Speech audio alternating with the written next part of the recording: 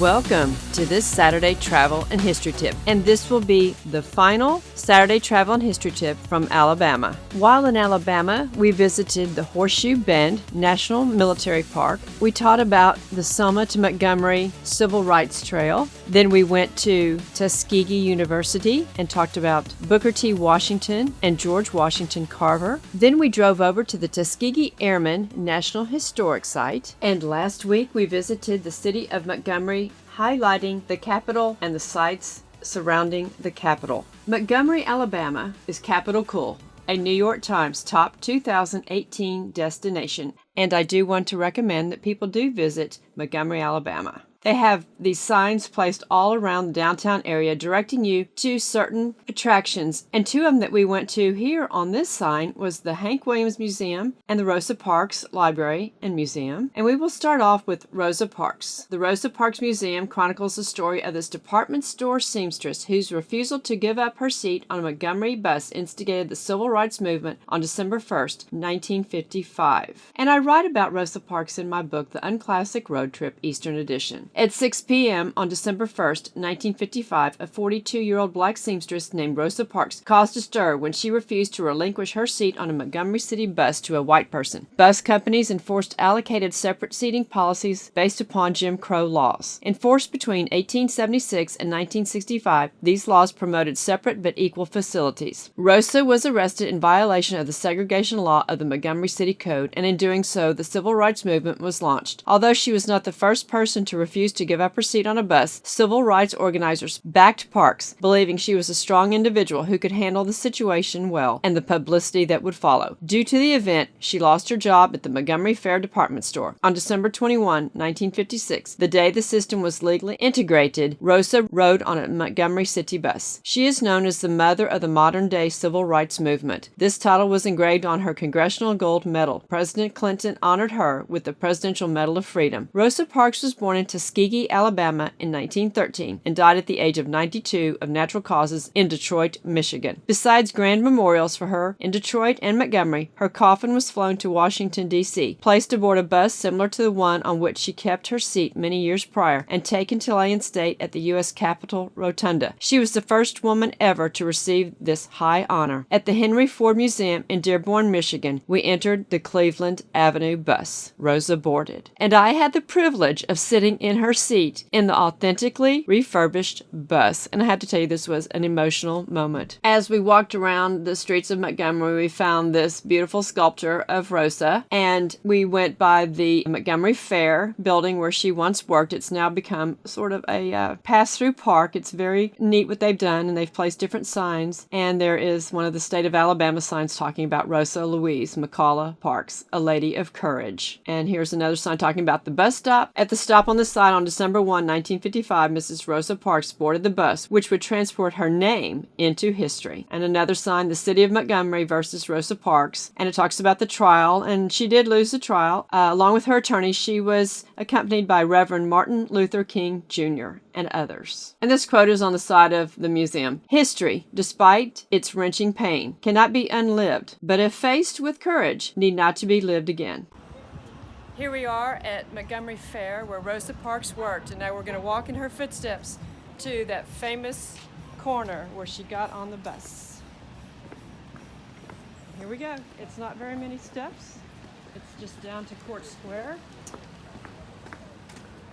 Right at where the bus stop is, this is the Court Square, and this will transition us to Dr. Martin Luther King Jr. He taught America the power of peaceful protest. Visit his former home, the Dexter Parsonage Museum. Dr. Martin Luther King Jr. served as the pastor of the Dexter Avenue King Memorial Baptist Church from 1954 to 1960, located 1 block from the state capitol. It is a National Historic Landmark. The Dexter Parsonage Museum contains extensive records of the King family and his motivational crusades. The church parsonage is listed on the National Register of Historic Places. Dr. King began protests for voting rights and organized boycotts to draw attention to many forms of discrimination. He was elected as the leader of the Montgomery Improvement Association, MIA. Dr. King led a successful black boycott of the city bus system. Planning for the boycott was accomplished at his church office. The boycott began on December 5, the day of Rosa Parks' trial, lasting 381 days. The boycott detrimentally affected the bus system's finances as 75% of the passengers were black. black. As a result, one of the largest mass protests in history, bus segregation laws were nullified by the United States Supreme Court in November 1956. In 1960, Dr. King resigned as the pastor. And we wanted to go inside this church where so many famous people had walked, but because of what I always say, COVID, the church was closed in the parsonage and everything related to this church, which was a very sad thing. And as this Alabama sign reads about the Dexter Avenue King Memorial Baptist Church, it was organized in 1877. Many prominent black citizens of Montgomery have been members. As we walked the streets, this sign was in front of the church. World-changing history happens here. How long? Not long, because the arc of the moral universe is long, but it bends towards justice. Martin Luther King Jr. And as I enjoy saying, walking where history happened. And I enjoyed reading this sign. It was about Dexter Avenue itself, and even though this Saturday trip is about people, this avenue's name is about people. This street was named to honor Andrew Dexter, one of the founders of Montgomery. Along this street moved the inaugural parade of Jefferson Davis when he took the oath of office as President of the Confederate States of America, February 18, 1861. Dixie was played as a band arrangement for the first time on this occasion. Walking where history was made. And this sign, the Selma to Montgomery Voting Rights March, led by Martin Luther King Jr., ended at the foot of the Capitol steps on March 25, 1965. Here, Dr. King addressed 25,000 people. I believe this march will go down as one of the greatest struggles for freedom and dignity in the nation's history. Martin Luther King Jr. And I'm going to say it again, walking where history happened. When these individuals did go to the Capitol building on that day, George Corley Wallace was the governor. He was born in August of 1919, and he served as the governor of the state of Alabama from 1963 to 1967, 1971 to 1979, and 1983 to 1987. He was quite the, I'll just call him volatile. He did run for president as the Democrat against Richard Milhouse Nixon, the Republican. He did lose, and during that time frame, we see that his wife, Lorene Burns Wallace, served as the governor of the state of Alabama from 1967 to 1968. We did go visit their grave sites there in Montgomery. But back downtown, there are a lot of great places to eat, but because of COVID, it was all kind of weird. This restaurant is Chris's Hot Dogs, established in 1917. Greek immigrant Christopher Anastasios Katagios, sorry for messing up your name so badly, opened Chris's Hot Dogs on May 1st, 1917 at 138 Dexter Avenue. Until the 1960s, Chris's offered curbside service for its hot dogs. Well, I guess they had to open that service back up, leading to the long lines of cars queued for service. The hot dogs featured Chris's secret chili sauce and known by only a few family members and shipped all over the world. And the sign lists famous people that have eaten there, like President Franklin Roosevelt, President Harry Truman, President George H.W. Bush, President George W. Bush. Now switching to Hank Williams. He was born in Georgiana, and this is a photo of his boyhood home. Millions of fans were heartbroken when this country music star's life and career were cut short, but the Hank Williams Museum in Montgomery and his boyhood home and museum in Georgiana keep his memory and music alive. And right before you enter the riverfront section, there is this grand statue of Hank Williams. And he is buried at the Old Oakwood Cemetery. The city cemetery was begun by donations of land from Andrew Dexter in 1817 and from General John Scott in 1818. Dexter and Scott had founded separate villages which combined to form Montgomery in 1819. This is the same Andrew Dexter that Dexter Avenue is named for. And I like this statement on this Old Oakwood Cemetery state sign. Having passed the torch of progress to us, many of those who were a living and integral part of our history and heritage have at last found safe harbor in Old Oakwood. Hank Williams Jr. and his wife are buried there. Back downtown. The Capitol City Guards. In July 1885, the state adjutant general authorized the organization of a black infantry company known as the Capitol City Guards. At the outbreak of the Spanish-American War in 1898, the Capitol City Guards, commanded by Captain Abraham Calvin Caffey, helped form Company A. The Capitol City Guards were the only black militia unit remaining in service in Alabama after the Spanish-American War, remaining on detached service until it was disbanded in 1905. And now, naval heroes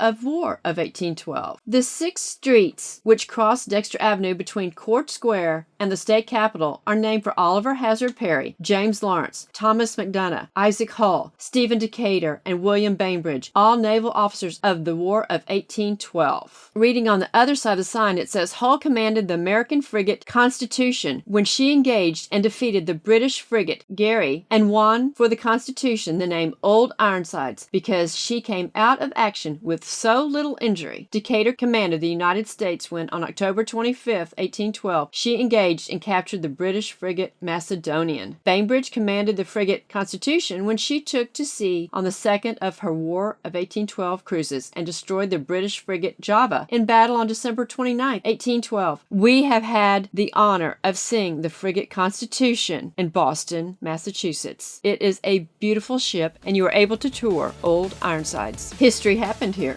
American history. Learn it. Love it. Appreciate it. Don't let them steal our history. Treasure our American history. Share our nuggets and the Saturday travel and history tips to friends and family. Help us to share and preserve our treasured American history. Thank you.